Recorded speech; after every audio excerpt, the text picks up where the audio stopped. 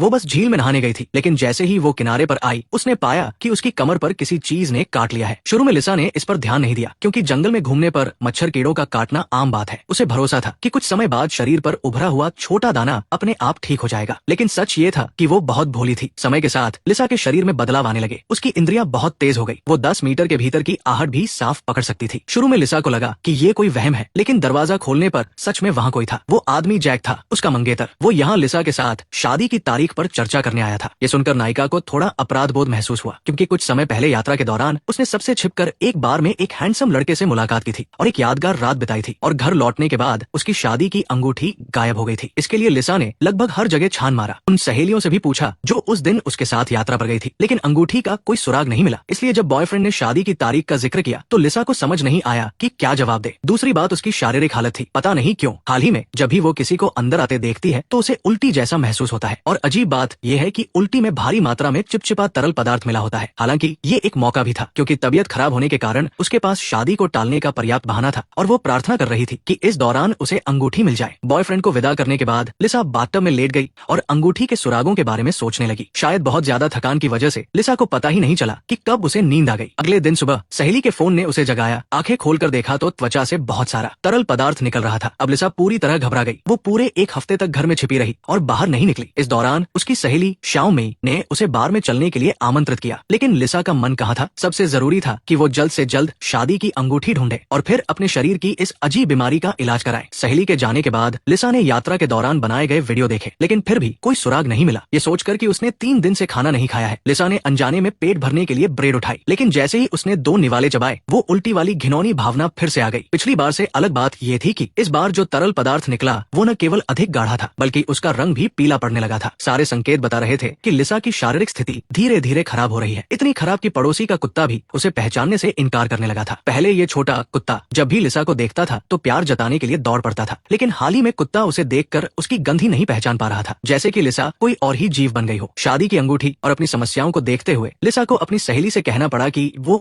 Boyfriend को बता दे कि शादी टाल दी जाए। इन सब के मुकाबले सहेली को लिसा की ज्यादा चिंता थी। क्या वो गर्भवती है? क्योंकि उसे हमेशा लगता था कि लिसा का पेट थोड़ा फूला हुआ है। नायिका ये सुनते ही सिहर उठी। घर पहुंचकर उसने तुरंत प्रेगनेंसी टेस्ट किट निकाली। हालांकि लिसा को पूरा यकीन था कि वो गर्भवती नहीं है, लेकिन सहेली की बातों ने उसे बहुत बेचैन कर दिया था, और पेट पर उभरे हिस्से को देखते हुए टेस्ट कर लेना ही सही था। पहले लिसा बहुत आत्मविश्वास में थी, लेकिन परिणाम देखते ही वो पूरी तरह दंग रह गई। जी हाँ, लिसा वाकई गर्भवती थी। अपने भविष्य की खुशियों को बचाने के लिए बच्चे को गिराना जरूरी था, क्योंकि हाल ही में उसका अपने बॉयफ्रेंड से कोई संपर्क नहीं हुआ था। जाहिर है ये यात्रा के दौरान उस अजनबी आदमी के साथ हुई गलती का नतीजा था, लेकिन उससे पहले लिसा को ये पता लगाना होगा कि उसे कौन सी बीमारी है। इसके लिए उसने विशेष रूप से अपने डॉक्टर दोस्त से सलाह ली। लिसा की आपबीती और लक्षण सुनने के बाद दोस्त को भी लगा कि ये सिर्फ साधारण मच्छर का काटना है और एंटीबायोटिक्स खाने और मलहम लगाने से वो जल्दी ठीक हो जाएगी। बिना ज्यादा सोचे फोन रखने के बाद लिसा मेडिकल स्टोर गई और दर्जनों तरह के मलहम ले आई। फिर उन्हें मिलाकर घाव पर समान रूप से लगा लिया, ये प्रार्थना करते हुए कि सोकर उठने पर कोई चमत्कार हो जाए। लेकिन चमत्कार तो नहीं हुआ, उल्टा अंजाम और बुरा हुआ। मैरी कमरे में हल्की आहट से जाग गई। आवाज का पीछा करते हुए देखा तो सारे दोस्त उसका जन्मदिन मनाने के लिए वहाँ मौजूद थे। मैरी घबराहट में थी। तभी उसके शरीर से अनगिनत कीड़े के अंडे निकलने लगे। दोस्तों को उन पर पैर रखते और कुचलते देख वो दुखी होकर सबके सामने घुटनों पर बैठ गई और भीख मांगने लगी कि वे रुक जाएं। तभी मैरी डर के मारे बाथटब में जाग उठी और उसे एहसास हुआ कि ये बस एक सपना था। सपने की सच्चाई जांचने के लिए वो सावधानी से बिस्तर के पास गई। चादर हटाकर देखा तो नीचे सचमुच हजारों कीड़े के अंडे पड़े थे, और उसकी दाहिनी आंख की पुतली किसी कीड़े की तरह हरी चमक रही थी। जब वो समझ नहीं पा रही थी कि क्या करे, तभी दरवाजे पर जोरदार दस्तक हुई। मैरी ने दरवाजा पर जाकर देखा तो वो इस अपार्टमेंट की मकान मालकिन थी, जो उसके मंगेतर की माँ भी थी। ये देखकर वो जल्दी से पैंट पहनने गई, लेकिन पाया कि उसकी पीठ पर एक पूंछ निकल आई है, जिससे वो टाइट जीन्स नहीं पहन पा रही थी। जब मैरी इस उलझन में थी, मकान मालकिन ने चाबी से मुख्य दरवाजा खोल दिया। वो अपनी होने वाली बहू का हालचाल लेने आई थी, लेकिन घुसते ही उसने प्रेगनेंसी टेस्ट किट देख ली, जिस पर गर्भवती होने का संकेत था, और वो गुस्से से आग बबूला हो गई। वो मैरी को बदचलन कहने लगी कि शादी करीब है और वो बाहर मुंह काला कर रही है और उसके पेट में बच्चा भी है। ये कहते कहते औरत का गुस्सा बढ़ता गया। उसने कहा कि वो आज रात ही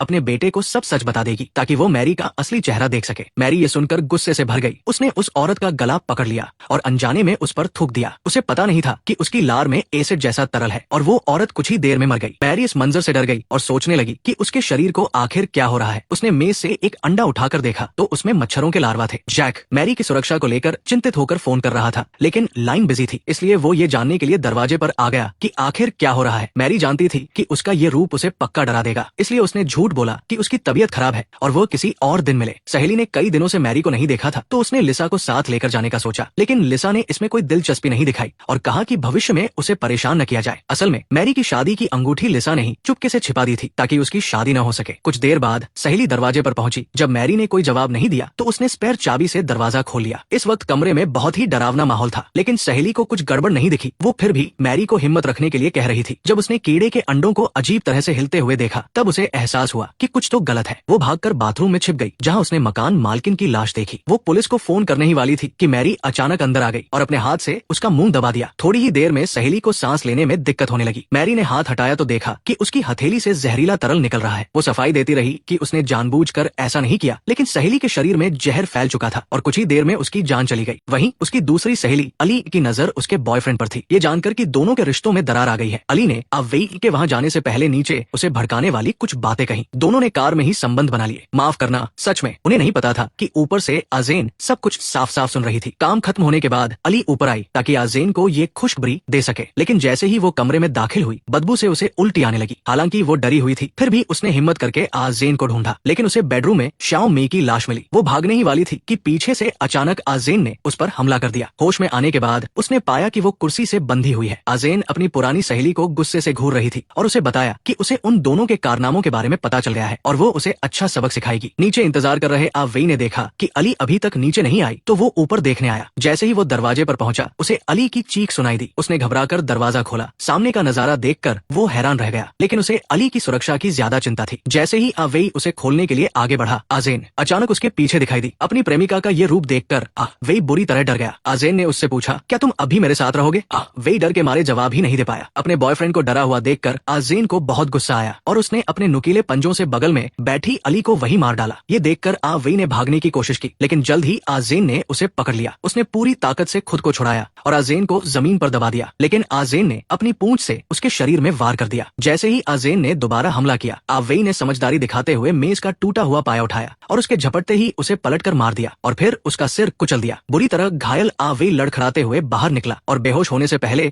उसने 911 को कॉल किया। जब पुलिस मौके पर पहुंची तो उन्होंने देखा कि आवेई के शरीर में कीड़ों के अंडे भर चुके थे। अगले ही पल अनगिनत विशाल मच्छर उसके शरीर को फाड़कर बाहर निकले और वहां मौजूद पुलिस कर्मियों पर हमला करना शुरू कर दिया। और फिल्म के अंत में दो लड़कियां दौड़ रही थी, तभी उनमें से एक लड़की को किसी चीज ने काट लिया। उसने अनजाने में हाथ से उसे मारा तो देखा कि वो एक विशाल मच्छर था। ऐसा लगता है कि इससे भी भयानक आपदा आने वाली है।